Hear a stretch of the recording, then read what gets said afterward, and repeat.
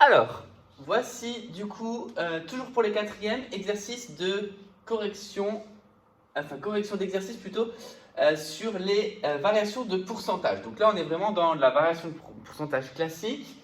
On va travailler un petit peu encore dessus. Je vous redonnerai encore quelques exercices d'application sur ces variations de pourcentage qui sont vraiment à bien maîtriser. Donc là, normalement, en temps habituel, en classe, j'envoie des élèves au tableau et c'est vous qui choisissez la méthode que vous préférez.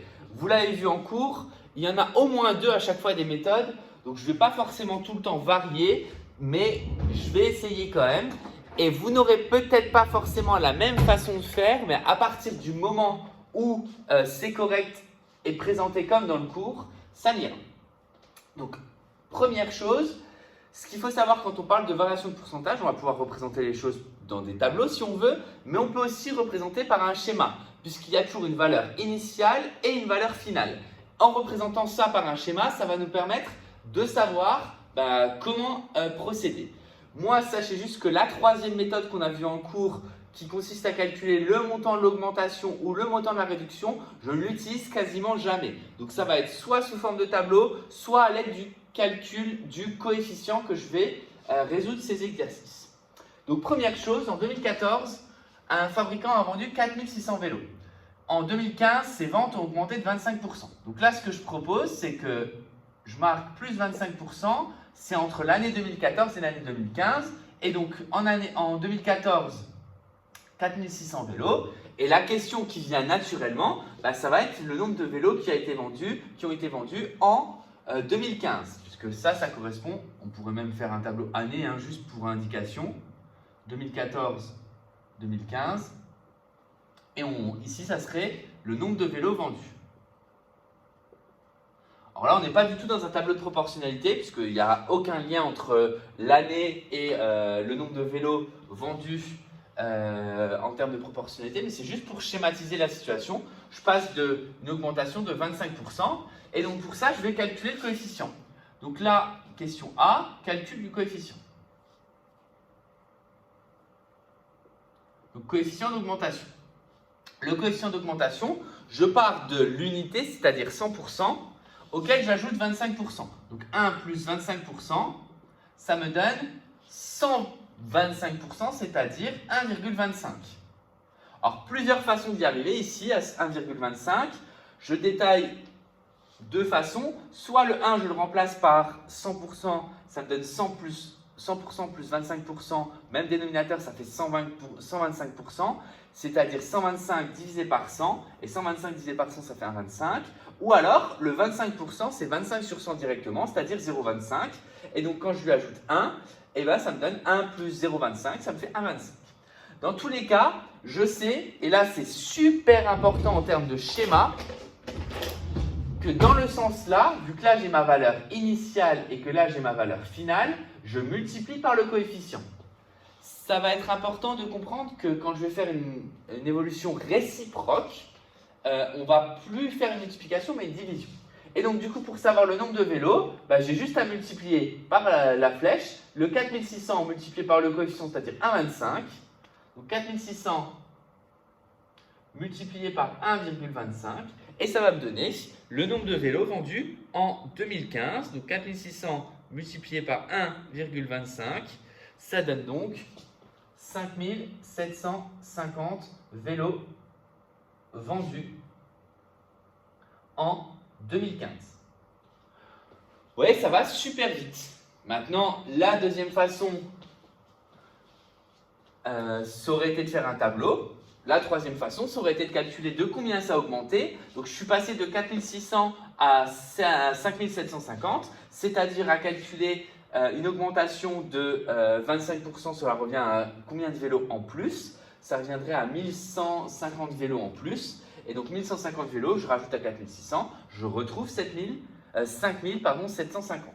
Donc peu importe la façon, vous devez, si vous calculez le coefficient, l'écrire, l'utiliser. Si vous faites un tableau, ça permet normalement d'avoir les choses, une vue claire des notions et donc il n'y a rien besoin d'autre à part la phrase réponse. Et si vous calculez le montant de l'augmentation, donc 1150, auquel vous rajoutez ensuite les 4600, c'est pareil, je veux voir les détails de calcul et la phrase réponse. Alors, pour ensuite le passage suivant, on passe cette fois-ci de 2015 à 2016. On peut aussi présenter les choses comme ça. Et entre 2015 et 2016, on ne sait pas le pourcentage d'augmentation, mais on sait que c'est passé du coup de 5750 vélos, donc on passe de 5750 vélos à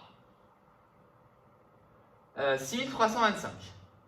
Et on se pose la question, quel est le pourcentage d'augmentation par rapport à 2015? Donc 2015, on avait du coup trouvé la réponse précédente, donc j'espère que vous aviez trouvé le bon résultat, sinon il va falloir refaire vos calculs. Et donc là, la formule qu'on utilise, c'est que ça c'est ma valeur initiale, ça c'est ma valeur finale.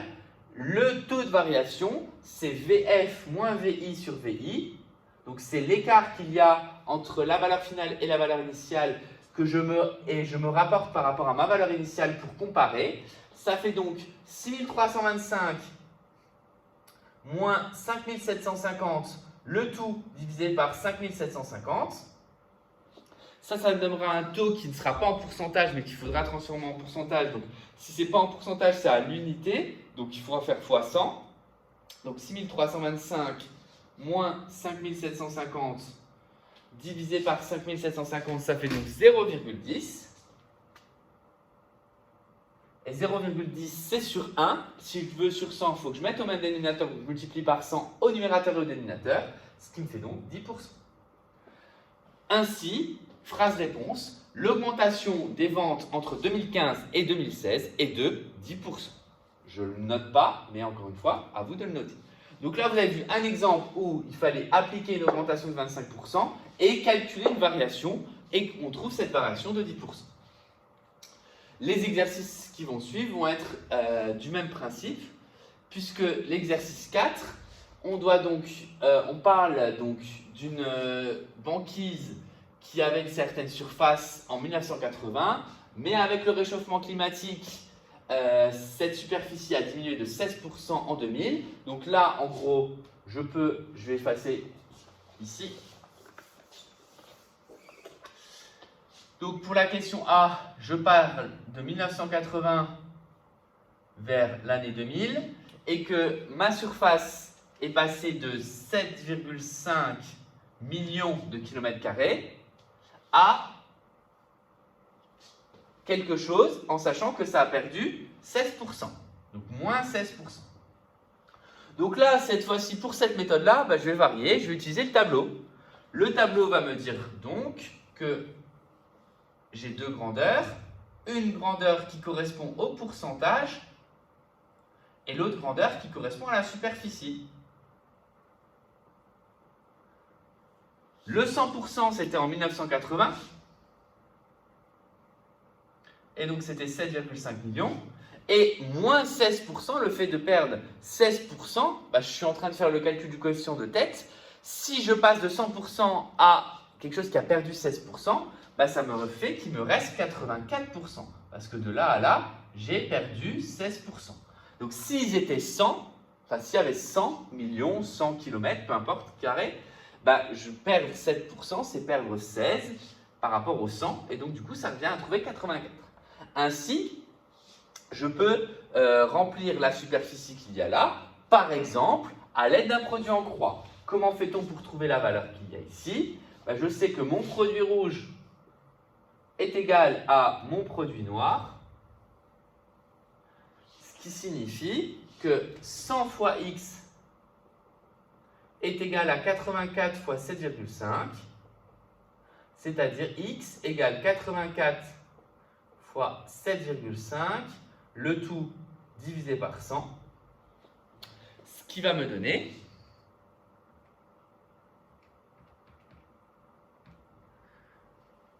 6,3. Ainsi, il reste 6,3 millions de kilomètres carrés en septembre 2000. Voilà donc une autre façon de faire sans calculer le coefficient. Au final, c'est comme si on avait calculé ce coefficient. Ce coefficient, pour ceux qui l'ont calculé, c'est 0,84.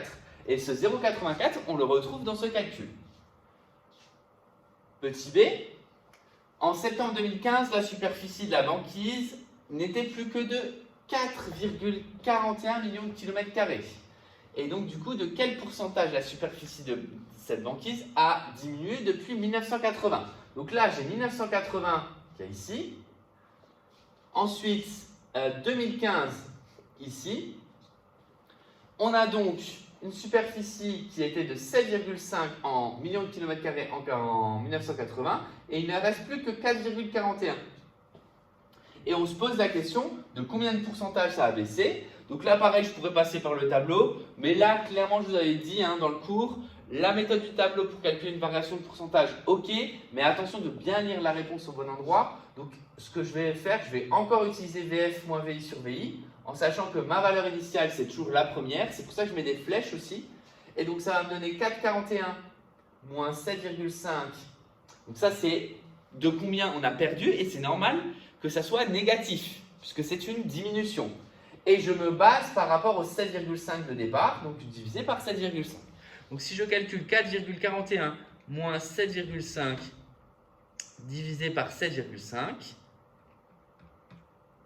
je trouve moins 0,412.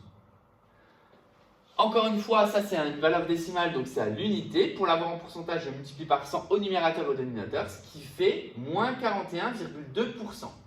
Donc rendez-vous bien compte, la banquise a une superficie qui a baissé en quelques années, en 35 ans, qui a baissé de 41,2%. C'est énorme, à cause du réchauffement climatique.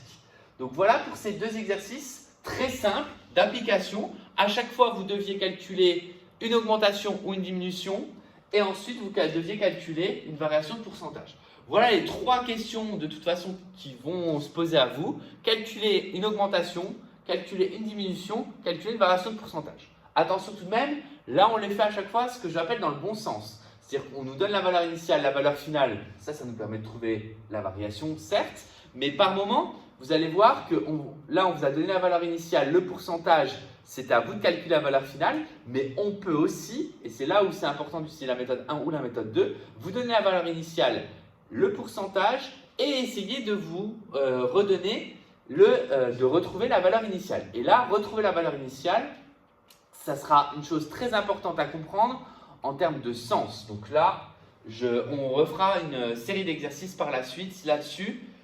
J'insisterai dessus un peu plus à ce moment-là. Il restait du coup un problème à résoudre.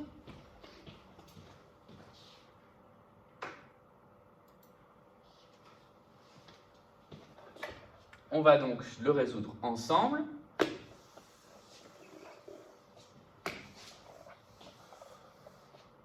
Donc ce problème, on nous donne deux promotions.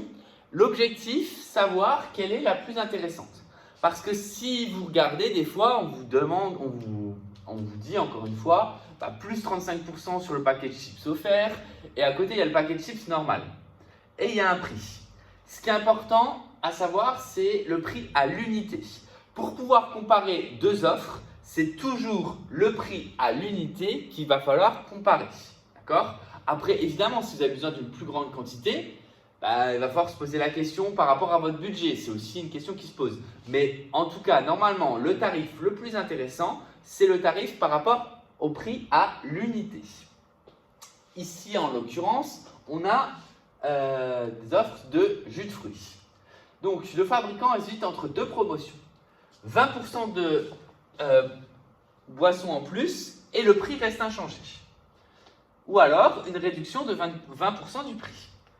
Laquelle de ces deux promotions serait le plus avantageux pour le client? Donc, plus avantageux, c'est celle où le prix au litre sera le moins cher. Donc, ce qu'on va faire, c'est qu'on va calculer ce qui change dans les deux offres et on va calculer ensuite le prix au litre pour pouvoir les comparer. Donc, si je regarde la promotion 1, le prix ne change pas. Donc, le prix, s'il ne change pas, il reste à 2,70 € la bouteille. Mais la bouteille, elle a augmenté de 20% sa quantité. Sa quantité va donc passer de 1,5 litres à une quantité que l'on va calculer qui aura augmenté de 20%. Donc calculer 20% de 1,5 litre en termes d'augmentation, plus 20%, je repasse par le coefficient, c'est 1 plus 20%, c'est-à-dire 1,20. C'est-à-dire que le 1,5 litre va être multiplié par le coefficient ici, c'est-à-dire 1,20. Donc 1,5, donc la nouvelle quantité, est donc égale à 1,5 fois 1,20, ce qui donne donc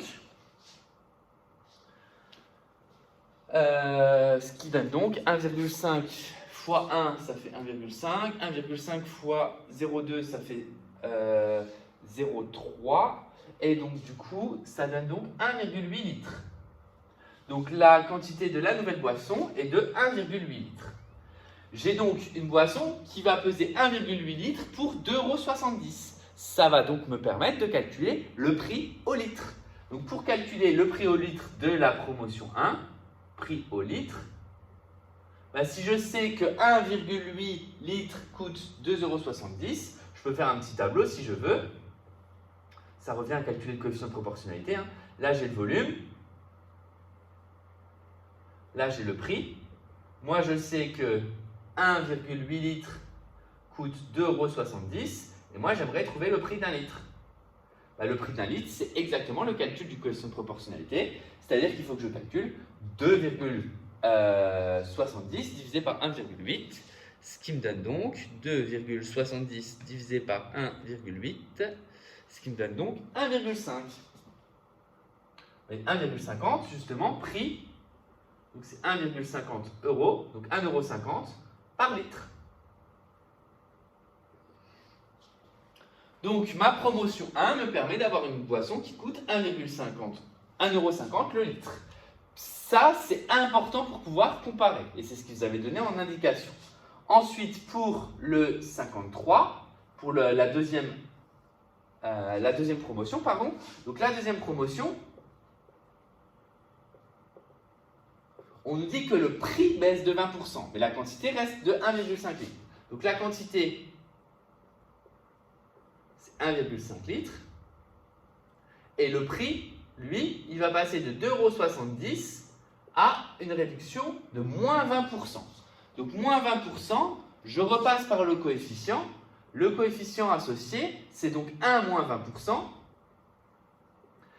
C'est-à-dire 100% moins 20%, il reste 80%, c'est-à-dire 0,8. Donc je vais multiplier ici par 0,8 pour savoir le nouveau prix. Donc le nouveau prix en question, c'est 2,70 € fois 0,8. 2,70 fois 0,8, ça donne donc 2,16, donc 2,16 €. Donc le nouveau prix, c'est donc passé à 2,16 €. Et là, on pourrait se dire, bah oui, c'est moins cher 2,16 €, c'est moins cher que 2,70 €, donc c'est peut-être plus avantageux. Mais pas forcément. Ça va être le prix au litre qui va nous permettre de comparer les deux promotions. Et donc, pour calculer le prix au litre, comme tout à l'heure, on va reprendre le tableau là. Cette fois-ci, le volume ne va pas être de 1,8, mais il va être de 1,5. Et le prix au litre va être de 2,16 €. Et ainsi, pour trouver le prix d'un litre, on va pouvoir, du coup, de nouveau compléter ce tableau. Donc là, ça c'était pour la promotion 1, le premier tableau. Là, je ne refais pas le tableau, je remplis avec la deuxième promotion. Donc pour la deuxième promotion, ici, j'ai 1,5 litres, 2,16 € et je cherche du coup quel est le prix au litre. Donc 1,5 litres et 2,16 €. Et donc pour trouver le prix à l'unité, je dois calculer soit le produit en croix, soit le coefficient qui permet de passer de là à là, c'est-à-dire 2,16 divisé par 1,5. Donc 2,16 divisé par 1,5, ça me donne 1,44. Donc pour la promotion 1, c'était 1,50 €. Et pour la promotion 2, ça me donne 1,44 € par litre. Ainsi, c'est la promotion 2 qui est plus avantageuse. Maintenant, il faut se poser la question de la quantité dont on a besoin, parce que si on a besoin d'une plus grande quantité, bah, ça veut dire qu'il va falloir peut-être acheter 2 fois la promotion 2. Donc encore une fois, après ça reste une question de budget et de nécessité. Mais en tout cas, au prix au litre, le plus avantageux, c'est la promotion 2 parce que le prix d'un litre est de 0,44 €. Alors, on pourrait aussi calculer le prix au litre 5. C'est juste que par habitude, et même normalement sur les étiquettes dans les magasins, ce que vous voyez, quand vous voulez comparer deux offres, bah, c'est vraiment le prix à l'unité qu'on regarde. Donc du coup, en l'occurrence, ici, le prix au litre. Donc voilà un petit peu comment on peut comparer deux promotions pour savoir laquelle est la plus avantageuse.